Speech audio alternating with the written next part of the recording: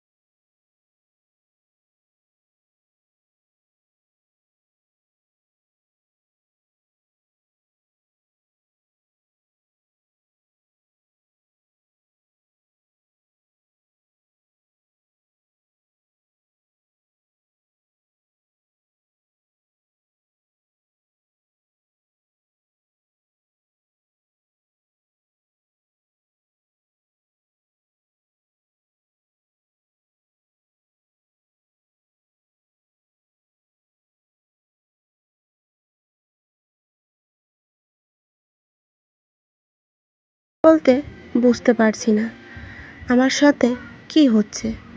যখন সবার সঙ্গে থাকি তখন হাসি ঠিক, কিন্তু ভেতর থেকে মন চায় না হাসতে।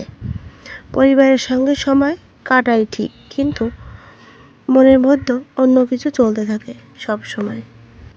সবার সঙ্গে থেকেও নিজেকে কেন জানি না একা অনুভব করি। মনটা না অনেক বেশি ডিস্টার্ব হয়ে থাকে। প্রতিটা কথায় শুধু রাগ হয়, আর না চাইতেই কান্না পেয়ে যায়।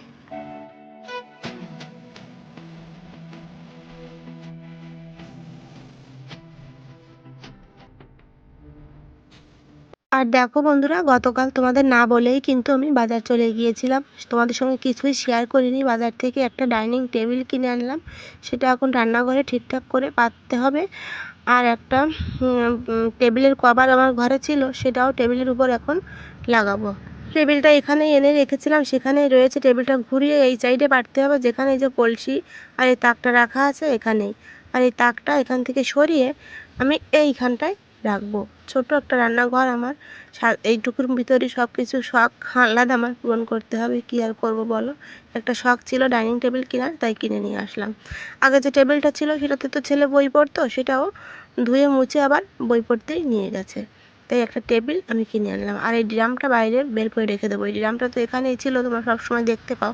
চলো তোমরা সঙ্গে থাকো, দেখতে থাকো। দেখো টেবিলটা কিন্তু পেতেও নিয়েছি। আর এই যে বেড কভার বলছি, টেবিলের কভারটা ঘরেই ছিল, ভাঁজ করে রাখা ছিল, তো তাই একটু ওই যে মানে কোঁকড়া কোঁকড়া হয়ে গেছে আর কি। আস্তে আস্তে ঠিক হয়ে যাবে না পাতা থাকলে। দেখো কেমন লাগছে অবশ্যই কিন্তু বলো। বাবার বাড়ি ছুটে চলেই যায়, বলো বন্ধুরা। বন্ধুরা, এখন সময় আছে তো মন ভরে বেছে নাও। শ্বশুর বাড়িতে যাওয়ার পরে কারো স্ত্রী বা কারো বৌমা হওয়ার পর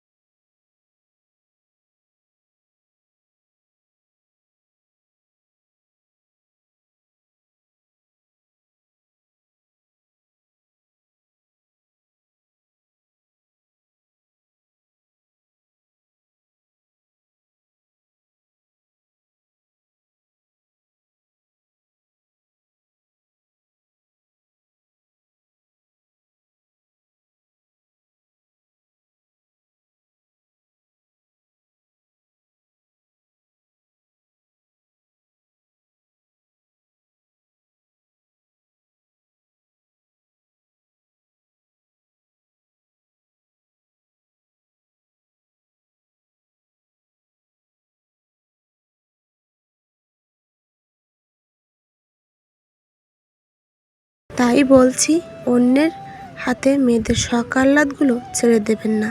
শান্তি মতো খাবারটুকু কি জানো বন্ধুরা, শ্বশুরবাড়িতে এসে মেয়েদের বিয়ের পরে সংসারের চাপে পড়ে, শ্বশুরবাড়ি ভালো হলে তো ভালো, আর না হলে তো বুঝতেই পারছো, স্বামী সন্তান সব কিছু সামলাতে সামলাতে, শ্বশুরবাড়ির সবার আবদার মেটাতে, সবার শখ আহ্লাদ পূরণ করতে করতেই কিন্তু তার দিনটা চলে যায়। নিজের শখ আহ্লাদ পূরণ করার তার সময়টাই থাকে না। শ্বশুরবাড়ির সবার খেয়াল রাখা, স্বামী সন্তানের আবদার মেটানো, এগুলো করতে করতেই তার দিনটা চলে যায়। নিজের শখ আহ্লাদ পূর্ণ করার টাইমটা তার হাতে আর থাকে না। নিজের শখ আহ্লাদ পূরণ করার কথা তো দূরেই থাক, হাসি মুখে বাঁচতেও সে ভুলে যায়। তাই আমার যে আপুরা বা বোনরা এখনও বিবাহ করনি, তারা বাবার বাড়িতে একটু মন খুলে বেঁচে নাও। বলা তো যায় না কার ভাগ্যে কী লেখা আছে। যাই হোক, দেখো তোমাদের সঙ্গে কথা বলতে বলতে অনেক কাজকর্ম আমি কিন্তু গুছিয়ে নিয়েছি। এখন চলে এসেছি বড় ঘরে, বিছানাটা তুলে তারপর এই যে আমার আলমারিটা, ফ্রিজটা একটু মুছে নিচ্ছি। ফ্রিজটা না পরিষ্কার করতে হবে ভিতরে, কিন্তু একদমই টাইম হচ্ছে না, কি করব আমি বুঝতে পারছি না। 2-1 ভিতর করতেই হবে, নইলে কি বলবো বন্ধুরা, অনেক মাছ সবজি রাখা হয় ফ্রিজে, আর বাচ্চারা তো সব সময় খুলতেই থাকে, হাতে ময়লা লাগানো থাকে, সে হাত দিয়েই খুলে ফেলে, এই জন্য বেশি একটু নোংরা হয়ে যায়, কিন্তু আমি সবসময় পরিষ্কার রাখার চেষ্টা করি। তারপর দেখো এই যে ঘরটাও গুছিয়ে নিয়েছি সুন্দর করে, ছোট্ট একটা ঘর, আমার গোছাতে তো টাইম লাগে না, গুছিয়ে নিয়েছি। আর কতটুকু টাইম বা গোছানো থাকবে, বাচ্চারা স্কুল থেকে বাড়ি আসলেই আবার এলোমেলো করে ফেলবে, আর সারাদিন আমি গোছাতে থাকি। আর দেখো সেদিন বাজারে গিয়েছিলাম, একটা টেবিল কিনলাম, আর এই যে একটা বেডশিট আর দুটো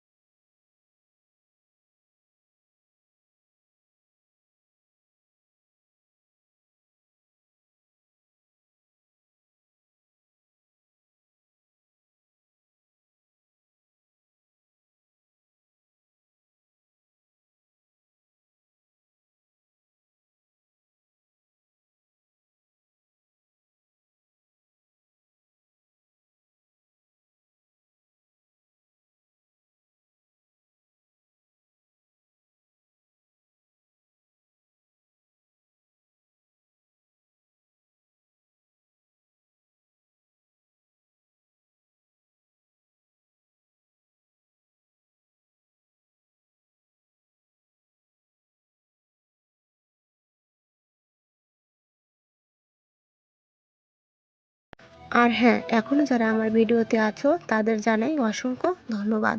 তোমরা এইভাবেই আমাকে একটু সাপোর্ট করো, যাতে তোমাদের ভালোবাসায় আমি একটু এগিয়ে যেতে পারি। আর আমার ভিডিওটা যদি তোমাদের ভালো লাগে প্লিজ কিন্তু কমেন্টে জানিও। আর দেখো আমার ছেলেকে বলেছিলাম ফোনটা একটু ধরতে, তাই দেখো কিভাবে নাড়াচ্ছে, কি আর বলবো। তোমাদের একটা কমেন্ট কিন্তু আমার পড়তে খুব ভালো লাগে। প্রচুর পরিশ্রম হয় ভিডিও বানাতে, যারা ভিডিও পারে তারা তো সবাই জানে যে কত কষ্ট করে সংসার সামলে আমাদের মতো মধ্যবিত্ত পরিবার থেকে আমরা ভিডিও করি। কিন্তু যখন তোমাদের সুন্দর সুন্দর কমেন্ট পড়ি তখন কিন্তু এই কষ্টগুলো আর গায়ে লাগে না। সত্যি বলছি বন্ধুরা, একদমই সব কষ্টের কথা কিন্তু ভুলে যাই। তাই বলছি, ভিডিওটা ভালো লাগলে অবশ্যই কিন্তু কমেন্ট করে জানিও, আর যদি একটু বেশি ভালো লেগে যায় তাহলে অবশ্যই কিন্তু ভিডিওটা শেয়ার করে দিও। আর সবাইকে বলবো বন্ধুরা, সম্পূর্ণ ভিডিওটা কিন্তু তোমরা দেখো, আর যদি ভিডিওটাতে কোথাও কোনো ত্রুটি তোমরা পেয়ে থাকো সেটাও কিন্তু তোমরা জানাতে পারো। আর এই যে এত কষ্ট করে ভিডিও করি সেটা কিন্তু তোমাদের ভালো লাগানোর জন্য, যাতে তোমাদের একটু ভালো লাগে, তাই কিন্তু তোমরা বলতে পারো। যত তোমরা ভুলটা ধরিয়ে দেবে ততই কিন্তু ভিডিওগুলো সুন্দর হবে। আর দেখো এই যে দুপুরের খাবার আমি নিয়ে বসে পড়েছি। রাতের একটু কাঁকড়া মাছের তরকারিও ছিল, সেসব কেউ খায়নি, তাই আমি খেয়ে নিলাম। আর তারপর কোনো ভিডিও করিনি, চলে আসলাম একদম রাতের বেলায়। রাতের রান্নাটা একটু তোমাদের সঙ্গে শেয়ার করে দিলাম। বিচি কলা দিয়ে ট্যাংরা মাছ দিয়ে একটা তরকারি, আর এই যে দুধ আর লাউ ভাজি, এটাই ছিল আমাদের রাতের খাবার। চলো তাহলে আজকের ভিডিওটা এখানে শেষ করছি। দেখা হবে তোমাদের সঙ্গে নতুন একটা ভিডিও নিয়ে, নতুন একটা সকালে। ততক্ষণে তোমরা সুস্থ থেকো আর ভালো থেকো। এই যে তরকারিটার ফাইনাল লুক, আর এই যে লাউ ভাজি। আর আমরা কিন্তু শুকনো মরিচ খুব একটা খাই না, তাই তরকারিটা সাদা সাদা মনে হয়। তাহলে চলো এখানেই বিদায় নিই, তোমরা সবাই ভালো থেকো, টাটা।